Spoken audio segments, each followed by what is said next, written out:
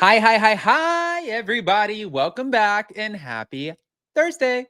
Okay, guys. So we're about to get into, well, I guess Rachel Fuda, Jennifer Aiden, a few people who are responding to Teresa's statement, which I responded to it too. But now that they're responding, you better believe I want to talk about it. You like how I threw a little jersey in there?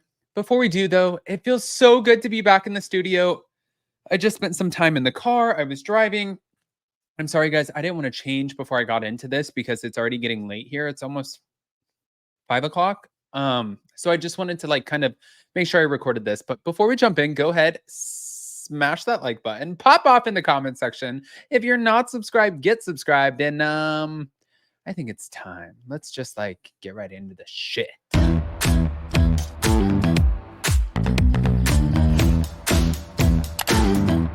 Cause no one can do it like we do it, like we do it, like we do it. Cause no one can do it like we do it, like we do it, like we do it. All right, guys. So before I actually get into it, I saw where there was a podcaster. I don't know what a podcaster who had a few remarks, I guess, because somebody sent me a few videos or clips on my Instagram, which is fine, but asking why I moved to Charleston, why my husband is working for Leva from Southern Charm. What is going on? It's okay. I get it. People want to know. And I'm going to tell you exactly what's going on. So I heard that my husband is working with Leva because we wanted to be on a reality show. I'm just giving you guys a heads up. I did not sign a contract. I did not interview. I am not going to be on Southern Charm or Southern Hospitality. So if anybody's giving you that information, it's not happening. I'm not trying to be on any of those shows. It doesn't make sense for my life. That's okay. I love our reality TV people, but also I love YouTube more. And I wouldn't give up YouTube to be on reality TV. And anybody who has a little bit of a brain would understand you would have to do that in order to be on reality TV. I couldn't do what I'm doing here with you guys. We worked way too damn hard for that. Now, with that, we met Leva, just to give you guys a backstory. We met Leva through our friend Madison at her event. Leva found out that Jason worked for Lisa Vanderpump running her locations in West Hollywood. Not only running them, but legitimately coming up with new ideas, new ways to make more money for them. Lisa loves Jason. Loves him. Actually, it was kind of annoying. Lisa didn't even learn my name until she knew that I was married to Jason. I was Austin, Alex, Aaron, everything, but I love Lisa, so that's fine. So then she found out that Jason was doing all of these things for Lisa, and then she said, "Hey, will you come in for X amount of time? Okay, and help us out." Yeah, okay. He said, yeah. He's like, I miss nightlife and I'll get into that, which has been so much fun, guys. We threw my birthday party there, everything. Now, from that point, why did we move to Charleston? Who moves to Charleston? What I didn't understand was it's not disrespectful to me. I've lived in LA, New York, Thailand, all of these. I don't have to sell it. I've lived in a lot of places, and can I say the community and the people in Charleston have been so incredibly welcoming. They're so nice, super, just, I guess, I'm trying to think of the word. It's not even just welcoming, but it's like, hi, how are you? Oh my God, thank you. It's just different, when I was in California, it was just very different. So I'm loving the vibe, when Jason and actually Jason came to me and Jason said, "Hey, my family has 6 generations here buried in this cemetery." And I said, "Okay." He's like, "I would like to explore it." I said, "Okay." We came here, we went to the cemetery, we looked at, the headstones, I kind of just went on the journey with him and I let him share everything with me. I'm trying to be a little bit more cryptic on here because I don't know how much his family wants me to share about that. But while doing so, he said, "Wouldn't it be so amazing to kind of come back here and live for a little bit?" And I said, "Yeah, if you want to do that, let's do it. We do YouTube. Absolutely. The minute that Leva found out that we were doing that, she scooped him up and she asked him, "Will you please come be a part of this, contribute, help out as a friend?" So we did. With that, it's just a little bit more, it's not alarming to me that we moved to Charleston, or why would we move to Charleston? It's more alarming that this is 2+ years later and I'm still your content. And I don't mean it as like a, oh my God, like putting me on a pedestal. I mean it as like, I'm alarmed, I'm creeped out. It's borderline harassment. It's like an obsession that I can't make sense of and I don't understand. That's what it is to me. Like, even getting messages, I'm like, I actually really, to be honest with you guys, I have met this person maybe 6 times. And when I met this person in person the last time at a show that I was hosting that you were an audience member of, you didn't have any of this to say to me. So I don't understand being a keyboard warrior. It's more alarming than anything. But okay. Good luck to you. Nobody's trying to argue with you. Our life is really good. Like, really good. And I don't have to sell that to you either. But I wanted to say that because people are reaching out, they're messaging me, and I wanted to kind of make it make sense for you guys, for the Adams family, not for anybody over there. I don't care about that. But for you guys asking.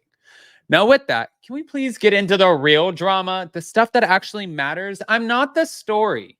I never want to be the story. That's why I wouldn't do reality TV. Here we go.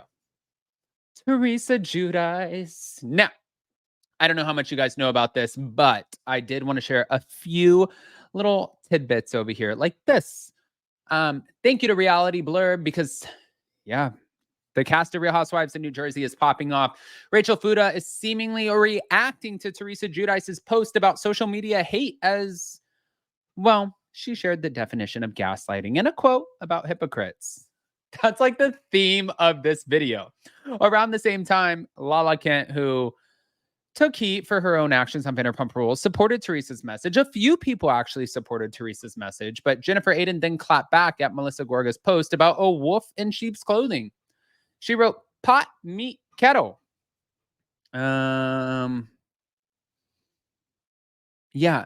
My thing is, Jennifer Aydin, you are literally the same. This is what, are people crazy?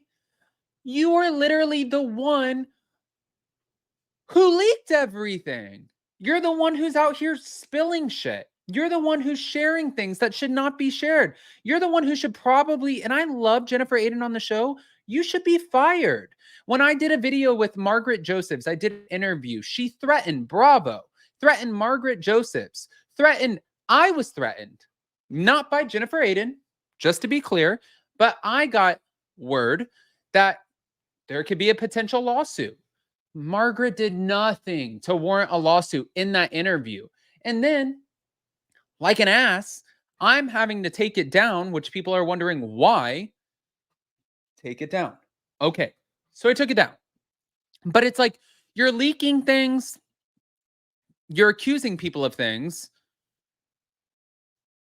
you're attacking people, and then you're saying pot, meat, kettle. Girl, you're the pot and the kettle. You're the whole damn thing, in my opinion. And I'm not even just defending Melissa Gorga. I'm not even defending Melissa Gorga. I'm just like, Jennifer Aydin, shut up. You sound like a moron, but I love you on the show, but it's not a good look. Pot, meat, kettle. Melissa Gorga, no receipts of her leaking anything to the press, to bloggers, to podcasters, nothing. Jennifer Aydin, Teresa Giudice, and the attorney, not saying which attorney, but an attorney, all listed as people who have been corresponding with the people who are leaking everything. Is that not a red flag? Am I losing it? I don't think so. I think it's pretty black and white right in our face. Now, before the current season of The Real Housewives of New Jersey, a social media account claimed that Teresa and Jennifer leaked upcoming scenes to expose a certain castmate. Okay. That was Melissa. Also, I would say Margaret Josephs. Anyways, amid all of the hate, Teresa shared a post calling out the toxicity. I shared that with you guys in an earlier little post over there. Now, Everything Housewives wrote hashtag RHONJ. Oh, Lord, have mercy. The Real Housewives and New Jersey girls are at it again. Teresa Giudice made a post about love and positivity aimed at the toxic New Jersey fan base, and Melissa Gorga then coincidentally posted a shady meme about a wolf in sheep's clothing. Then Jennifer Aiden responded by shading her pot meat kettle. And then finally, Rachel Fuda chimed in with not one, not two, but 3 posts, all clearly aimed at Teresa. Yeah, those were the gaslighting posts. Can I just read them to you really quick? Gaslighting is a specific kind of emotional abuse that involves simultaneous attempts to convince a person of something untrue, while also suggesting that they are wrong, crazy, or not seeing things clearly. Yeah. Beyond normal persuasion, gaslighting is the intentional act of misleading someone and using manipulative or deceptive tactics to undermine the perception of reality. In relationships, gaslighting is usually a recurrent pattern of behavior aimed at breaking down a person's ability to criticize, question, or challenge the other person now and in the future. There's nothing funnier than a hypocrite with a big mouth and bad memory. Oif. Guys, I want to hear what you think, especially about what they're responding to Teresa's post. But also, when it comes to me and it comes to my move with my husband to Charleston or what I'm doing on YouTube, you guys know we built this community together. You can always ask me anything, message me, DM me. It doesn't matter. But don't listen to someone who I've met maybe definitely less than I can count on 2 hands to be the expert on what I'm doing with my life or what we're doing with our lives together. It doesn't make sense. Somebody who is, which I know this is going to be seen and heard. I had my birthday at Lamar's. My God, he wants to be on the show. You don't know anything about me. You don't even know me.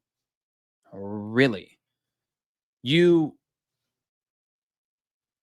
really don't have a leg to stand on anything that's going on in my I haven't talked to this person in 2+ years except for the one time that I ran into them, and that's okay.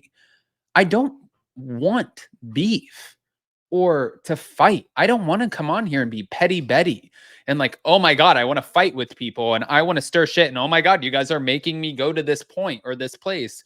That's not what I'm looking for. My life is really good. It's just like when I hear these things, I'm like, do I even talk on it or do I just leave it alone because that person wants you to address it? That way it's more clicks and views and all of the things. It's like, I just don't get it. I don't get it. But I guess I don't have to.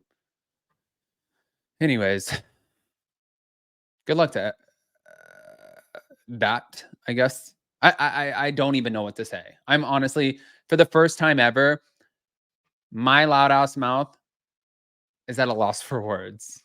But I do love you guys. I am back. I'm back in my studio, back with my little family. My dog puked in my car. So this was a day.